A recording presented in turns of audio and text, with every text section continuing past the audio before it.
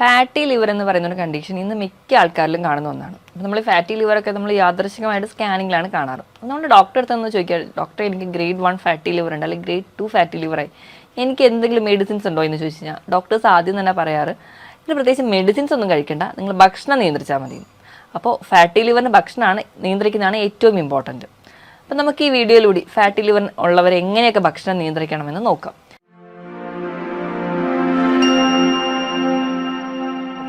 ഞാൻ ഡോക്ടർ പ്രിയ, കലോഞ്ചി ഡയറ്റിലെ മെഡിക്കൽ ഓഫീസറാണ്. അപ്പോൾ ഫാറ്റി ലിവറിലെ ഡയറ്റിലോട് കിടക്കുന്നതിന് മുമ്പ് നമുക്ക് ഫാറ്റി ലിവർ എന്താണെന്ന് നോക്കാം. ഫാറ്റി ലിവർ എന്ന് പറഞ്ഞാൽ കരളിൽ കൊഴുപ്പടിയുന്ന അവസ്ഥ. കരൾ എന്ന് പറയുന്നത് നമ്മുടെ ശരീരത്തിലെ ഏറ്റവും വലിയ ഗ്രന്ഥിയാണ്. നമ്മുടെ ആമാശയത്തിന് അടുത്തൊക്കെ ആയിട്ട് വലത് വശത്ത് സ്ഥിതി ചെയ്യുന്ന ഒരു ഗ്രന്ഥി.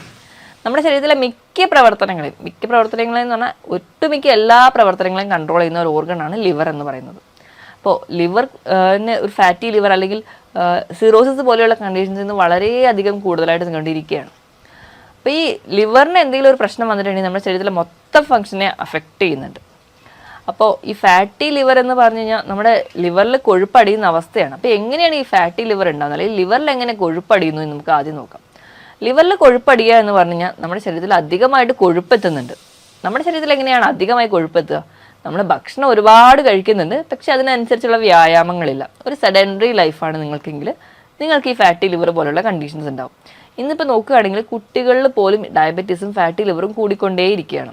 കുട്ടികളും തൊട്ട് തന്നെ നമുക്ക് ഇന്നെല്ലാം മിക്ക ആൾക്കാർക്കും ഇപ്പോൾ സ്കാൻ ചെയ്ത് കഴിഞ്ഞാൽ മിക്ക ആൾക്കാരിലും പറയുന്നതാണ് ഗ്രേഡ് 1 ഫാറ്റി ലിവർ എന്ന് പറഞ്ഞാൽ ഒരു കോമൺ ആയിട്ടുള്ള ഒരു ഫൈൻഡിങ് ആയിട്ട് മാറിയിട്ടുണ്ട്. അതിനൊരു പ്രധാന കാരണം എന്ന് പറഞ്ഞാൽ നമ്മുടെ ഭക്ഷണ രീതിയാണ്.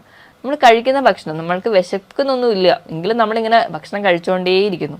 കുട്ടികളുടെ ഒരു കേസ് എടുക്കുകയാണെങ്കിലും അവർ സ്കൂൾ വിട്ട് വരുന്ന ടൈമിൽ തൊട്ട് ഭക്ഷണം കഴിച്ചുകൊണ്ടേയിരിക്കുന്നു. പ്രത്യേകിച്ച് ഒരു എക്സസൈസ് ഒന്നുമില്ല.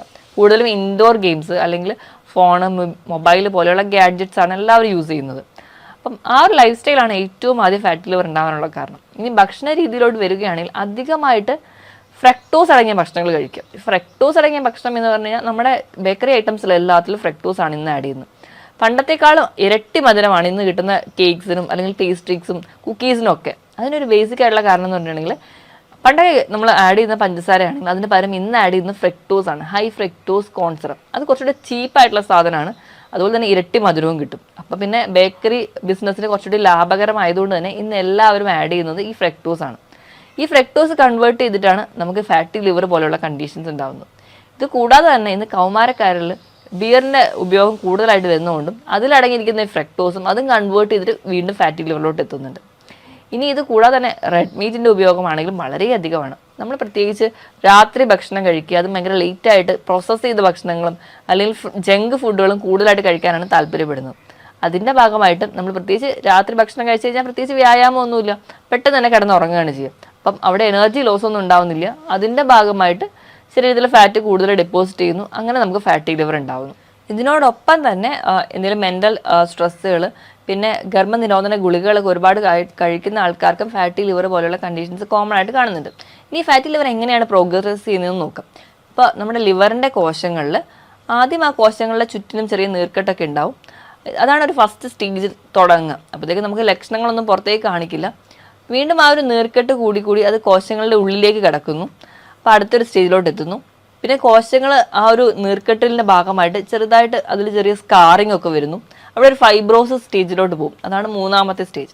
ഇനി നാലാമത്തെ ഒരു സ്റ്റേജ് എന്നുണ്ടെങ്കിൽ ആ ഫൈബ്രോസ്ഡ് ആയിട്ടുള്ള ലിവർ എന്ന് പറഞ്ഞാൽ കംപ്ലീറ്റ്ലി അതങ്ങ് ചുരുങ്ങി, ഒരു ഉണങ്ങിയ തേങ്ങ പോലെ ചുരുങ്ങി പോകുന്ന ഒരു കണ്ടീഷൻ ഉണ്ട്. അതാണ് നമ്മൾ പറയുന്ന ലിവർ സിറോസിസ് അല്ലെങ്കിൽ കംപ്ലീറ്റ്ലി ലിവർ ഫെയിലിയർ എന്ന് പറയാം. ഈ ഒരു കണ്ടീഷനിൽ ലിവർ സിറോസിസ് എന്ന് പറയുന്ന കണ്ടീഷൻസ് പ്രോഗ്രസ് ചെയ്ത് ചില ആൾക്കാരിൽ അത് ലിവർ ക്യാൻസർ പോലുള്ള കണ്ടീഷൻസിലോട്ട് പോകാറുണ്ട്. ഈ ഫാറ്റി ലിവറിനെ നമുക്ക് 4 സ്റ്റേജ് ആയിട്ട് ഡിവൈഡ് ചെയ്യാം. അപ്പോൾ മൈൽഡ്, അതായത് നമ്മുടെ ജീവിതശൈലി കൊണ്ടൊക്കെ നമുക്ക് കൺട്രോൾ ചെയ്യാൻ പറ്റുന്നത്. ഗ്രേഡ് 1 എന്ന് പറഞ്ഞാൽ ഒരു 8% കൊഴുപ്പ് നമ്മുടെ കരളിൽ അടിഞ്ഞിട്ടുണ്ടാവും. ഗ്രേഡ് 2 എന്ന് പറഞ്ഞാൽ 12% കൊഴുപ്പ് അടിഞ്ഞിട്ടുണ്ടാവും. ഗ്രേഡ് 3 എന്ന് പറഞ്ഞാൽ 15% കൊഴുപ്പ് ലിവറിൽ അടിഞ്ഞിട്ടുണ്ടാവും. ഇനി അടുത്തൊരു സ്റ്റേജ് പറഞ്ഞാൽ സിറോസിസ് ആണ്. പിന്നെ കംപ്ലീറ്റ്ലി നോർമൽ ഇറഗുലർ ഫംഗ്ഷനിലോട്ട് പോകും.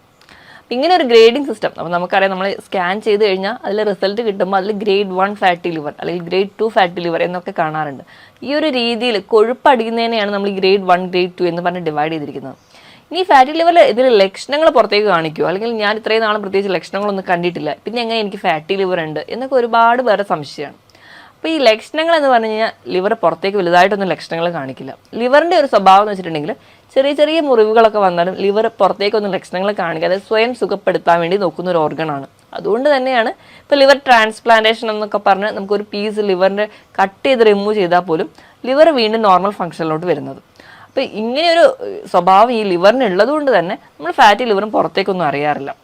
പിന്നെ ഒരു പരിധിയൊക്കെ കഴിഞ്ഞ് കഴിയുമ്പോഴാണ് ചെറിയ ചെറിയ ലക്ഷണങ്ങളൊക്കെ നമ്മൾ തന്നെ ശ്രദ്ധിക്കുക. അതിൽ ഒന്നാമതായിട്ട് നമുക്ക് കാണാം തുടർച്ചയായിട്ട് നിൽക്കുന്ന ഗ്യാസിൻ്റെ ബുദ്ധിമുട്ട്, അസിഡിറ്റി, നെഞ്ചരിച്ചിലൊക്കെ നിൽക്കുന്നുണ്ട്. അതുപോലെ തന്നെ നിങ്ങളുടെ നിങ്ങളുടെ ആമാശയത്തിൻ്റെ ആ അരികു ഭാഗത്ത് റൈറ്റ് സൈഡിലായിട്ട് നിങ്ങൾക്ക് വേദനയുണ്ട്. അതായത് വാരിയലിൻ്റെ താഴ്ഭാഗത്തായിട്ട് നിങ്ങൾക്ക് വേദന കണ്ടിന്യൂസ് ആയിട്ട് നിൽക്കുന്നുണ്ട്.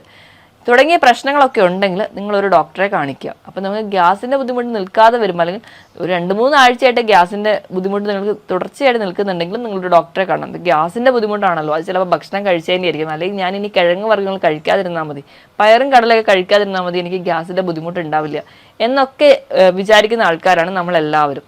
ഈ പറഞ്ഞ ഭക്ഷണങ്ങൾ ഒക്കെ കംപ്ലീറ്റ്ലി അവോയ്ഡ് ചെയ്താൽ നമുക്ക് പ്രോട്ടീൻ്റെ അഭാവവും ഒക്കെ നമ്മുടെ ശരീരത്തിലുണ്ടാവും.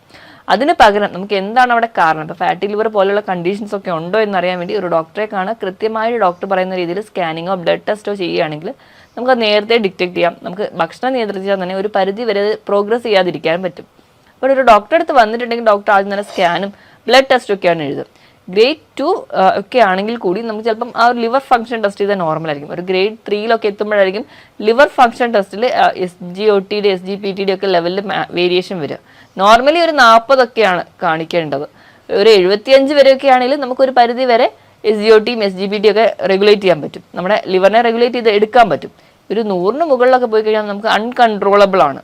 അപ്പം ആ ഒരു സ്റ്റേജിലേക്ക് പോകുന്നതിന് മുൻപ് നമ്മൾ ആദ്യം തന്നെ കണ്ടുപിടിച്ച് ഭക്ഷണം നിയന്ത്രിക്കുക. ഒപ്പം എന്തെങ്കിലും മെഡിസിൻസ് ആവശ്യമുണ്ടെങ്കിൽ മാത്രം കഴിക്കുക.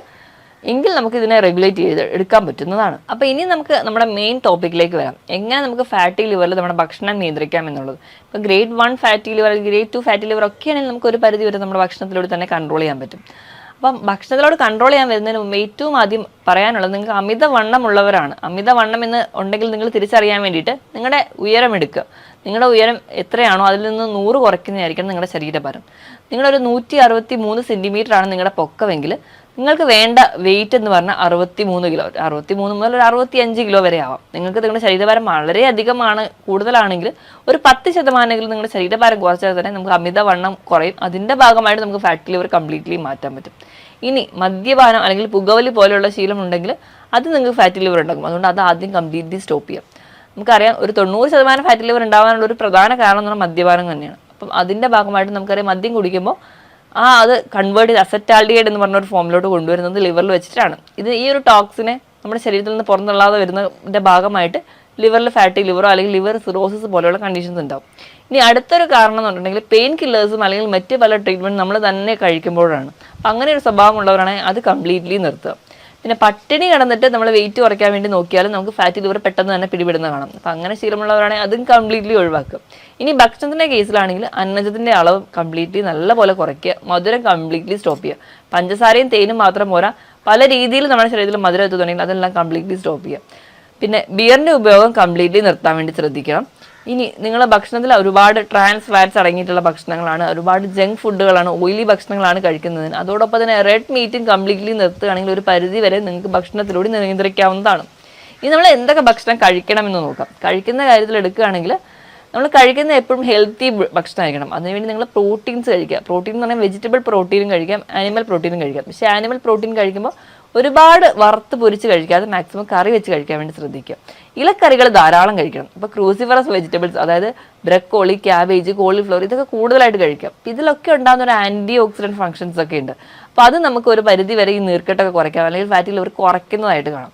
ഒമേഗ 3 ഫാറ്റി ആസിഡ്സ് വളരെ നല്ലതാണ് ഈ ഫാറ്റി ലിവർ ഉള്ളവർക്ക്. അപ്പോൾ അതുകൊണ്ട് തന്നെ നമ്മൾ ചെറിയ ചെറിയ മത്സ്യങ്ങൾ, മത്തി, അയല, നെത്തോലി പോലെയുള്ള മത്സ്യങ്ങൾ, അത് നിങ്ങൾ വറുത്ത് കഴിക്കാതെ മാക്സിമം കറി വെച്ച് കഴിക്കാൻ വേണ്ടി ശ്രദ്ധിക്കുക. ഒമേഗ 3 ഫാറ്റി ആസിഡ്സ് കിട്ടാൻ വേണ്ടി നട്ട്സ് സ്ഥിരമായിട്ട് കഴിക്കാം. നിങ്ങൾക്ക് ബദാം, നിലക്കടല അല്ലെങ്കിൽ കശുവണ്ടി, ഇതെല്ലാം സ്ഥിരമായിട്ട് നിങ്ങൾക്ക് ഒരു പിടിയായിട്ട് മൊത്തത്തിൽ കഴിക്കാം. ഒരുപാട് കഴിയുമ്പോൾ കശുവണ്ടിക്കാണെങ്കിൽ 2-3 എണ്ണ ഒരു ദിവസം കഴിച്ചാൽ മതി. ഒരു ബദാം ആണെങ്കിൽ 5 ബദാം ഒക്കെ ഒരു ദിവസം തന്നെ കഴിക്കുക. അപ്പോൾ നമുക്ക് ഒമേഗ 3 ഫാറ്റി ആസിഡ്സ് കിട്ടും. ഈ ഒമേഗ 3 ഫാറ്റി ആസിഡ്സ് എന്ന് പറഞ്ഞാൽ ഒരു റിച്ച് ആൻറ്റി ഓക്സിഡൻ്റ് ആണ്. അതോടൊപ്പം തന്നെ ഈ കോശങ്ങളിലൊക്കെ ഉണ്ടാകുന്ന നീർക്കെട്ട്, നമ്മുടെ ഫാറ്റി ലിവറിൻ്റെ തുടക്കത്തിൽ തന്നെ കോശങ്ങൾ ഉണ്ടാകുന്ന നീർക്കെട്ട് ഒരു പരിധി വരെ ഇതൊക്കെ കുറയ്ക്കുന്നുണ്ട്. അപ്പോൾ അതിനുവേണ്ടി നിങ്ങളെ സഹായിക്കുന്നുണ്ട്. അപ്പോൾ ആ ഒരു ഭക്ഷണങ്ങളൊക്കെ സ്ഥിരമായിട്ട് തന്നെ കഴിക്കുക. നല്ലപോലെ ഫ്രൂട്ട്സും വെജിറ്റബിൾസും കട്ട് ചെയ്ത് കഴിക്കുക. ഇതിനോടൊപ്പം തന്നെ കുറച്ചൊരു ഒലിവ് ഓയിൽ കൂടെ ആഡ് ചെയ്തിട്ട് ഒരു സാലഡായിട്ടൊക്കെ കഴിക്കുക. അപ്പോൾ നമുക്ക് കുറച്ചുകൂടെ ഹെൽത്തി ആയിരിക്കും, നമ്മൾ കുറച്ചുകൂടെ ആക്റ്റീവ് ആയിട്ടിരിക്കും. ഇതിനോട് ഇത്രയും ഭക്ഷണമൊക്കെ നിയന്ത്രിക്കുന്നുണ്ട്, അതോടൊപ്പം നല്ല രീതിയിൽ വെള്ളം കുടിക്കുക. നിങ്ങൾക്ക് 25 കിലോയ്ക്ക് 1 ലിറ്റർ എന്ന കണക്ക് നല്ലപോലെ വെള്ളം കൂടി കുടിക്കുകയാണെങ്കിൽ നോർമൽ ഫംഗ്ഷനിലൂടെ ഒരു പരിധി വരെ നിങ്ങൾക്ക് നിങ്ങളുടെ ശരീരത്തിനെ കൊണ്ടുവരാൻ പറ്റും. അതോടൊപ്പം തന്നെ കൃത്യമായിട്ടൊരു വ്യായാമം വേണം. രാവിലെ എണീറ്റിട്ട് ഒരു 1/2 മുതൽ 3/4 മണിക്കൂറെങ്കിലും കൃത്യമായി നടക്കാൻ നോക്കുക. അല്ലെങ്കിൽ നിങ്ങൾ സൈക്ലിങ്, സ്വിമ്മിങ്, ഒന്നും അല്ലെങ്കിൽ ഒരു എയറോബിക് എക്സസൈസ് വീട്ടിൽ ജസ്റ്റ് പാട്ടൊക്കെ ഇട്ടൊന്ന് ഡാൻസ് ചെയ്യുകയാണെങ്കിൽ ഇപ്പോൾ തന്നെ എക്സ്ട്രാ വരുന്ന ഫാറ്റ് നമുക്ക് ബേൺ ചെയ്യാൻ പറ്റും. അങ്ങനെയൊക്കെ ചെയ്യുകയാണെങ്കിൽ ഒരു പരിധി വരെ നമുക്ക് ഫാറ്റി ലിവർ മെഡിസിൻസ് ഒന്നും ഇല്ലാതെ തന്നെ നമുക്ക് കുറച്ചുകൊണ്ട് വരാൻ പറ്റും. അപ്പം നമ്മൾ എന്താ ചെയ്യേണ്ടതെന്ന് വെച്ചിട്ടുണ്ടെങ്കിൽ ചെറിയ ചെറിയ ഗ്യാസിൻ്റെ ബുദ്ധിമുട്ടോ നെഞ്ചരിച്ചിലും പുളിച്ച് തട്ടലൊക്കെ വിട്ടുമാറാതെ നിൽക്കുകയാണെങ്കിൽ ഒരു ഡോക്ടറെ കാണിക്കുക. എന്താണ് നിങ്ങളുടെ രോഗമെന്ന് കൃത്യമായിട്ട് കണ്ടുപിടിക്കുക. കണ്ടുപിടിച്ചതിന് ശേഷം ഫാറ്റി ലിവർ പോലെയുള്ള കണ്ടീഷൻസ് ആണെങ്കിൽ ഡോക്ടർ പറയുന്ന ഭക്ഷണ നിയന്ത്രണം, ഒപ്പം ഒരു ഡയറ്റീഷ്യൻ്റെ അഡ്വൈസ് എടുക്കുക. കൃത്യമായ ഒരു ഡയറ്റ് ചാർട്ട് ഒരു രീതിയിലും തെറ്റിക്കാതെ നിങ്ങൾ ഡയറ്റ് ഫോളോ ചെയ്യുകയാണെങ്കിൽ കൃത്യമായിട്ട് റിസൾട്ട് നിങ്ങൾക്ക് കിട്ടും, യാതൊരുവിധ മെഡിസിൻസിൻ്റെ സഹായമില്ലാതെ തന്നെ. ഞാൻ ഈ പറഞ്ഞ കാര്യങ്ങളിൽ എന്തെങ്കിലും ഡൗട്ട് ഉണ്ടെങ്കിൽ നിങ്ങൾ താഴെ കാണുന്ന നമ്പറിൽ കോൺടാക്ട് ചെയ്യുക. വീണ്ടും ഒരു ഹെൽത്ത് ടോപ്പിക്കുമായിട്ട് വീണ്ടും കാണുന്നത് വരെ നന്ദി.